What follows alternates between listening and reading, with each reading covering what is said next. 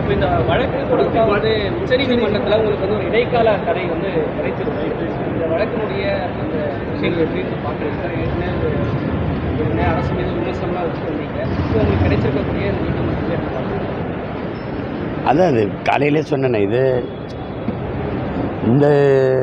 இதை தான் நம்ம இங்கே வந்து உயர்நீதிமன்றத்தில் கேட்டு நம்ம போட்டோம். அந்த வழக்கை தொடுத்தோம், நம்ம தான் தொடுத்தோம்.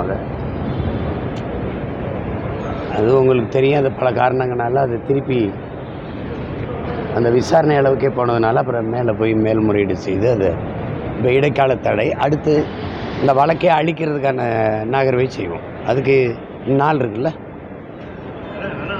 ஒரு பயன்படுத்துகிற ஒரு வார்த்தை சர்ச்சைக்குரிய ஒரு வார்த்தையாச்சு. அது விஜயலட்சுமி கூட ஒரு வீடியோ ஒன்று பண்ணுறாங்க. அவர் பொதுவெளியில் ஒரு தலைவர் வந்து இந்த மாதிரி வார்த்தையை உபயோகிக்கலாமான்ற ஒரு கண்டனங்களாக இருந்தது. எப்படி பார்க்குறீங்க?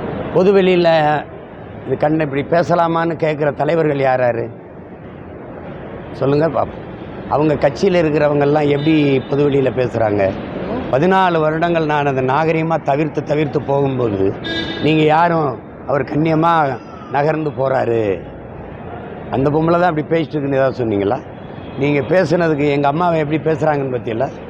கடந்த 15 ஆண்டுகளாக என் தாயை எவ்வளோ இழிவாக பேசியிருக்காங்கன்னு பாருங்கள் அந்த பொம்பளை. எங்களுக்கு அப்போ எவ்வளோ வலிக்கும். நீ யார்? நீ என் தாயை இழிவாக பேச? அப்போல்லாம் நீங்கள் யாருமே கேள்வி கேட்கல.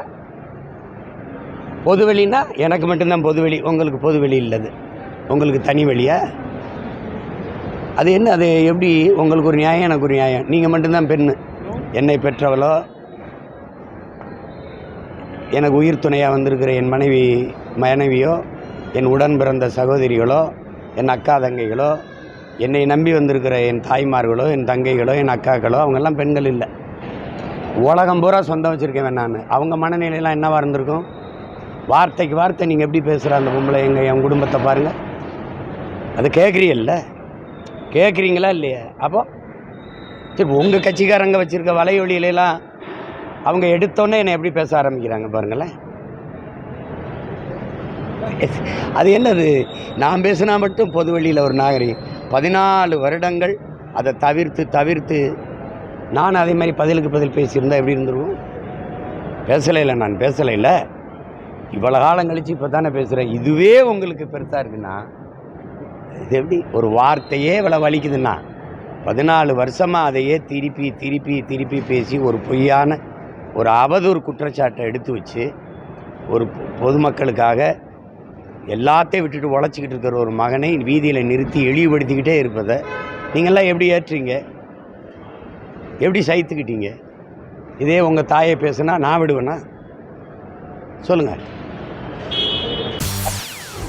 செய்திகளை உடனுக்குடன் தெரிந்து கொள்ள உடனே சப்ஸ்கிரைப் பண்ணுங்க.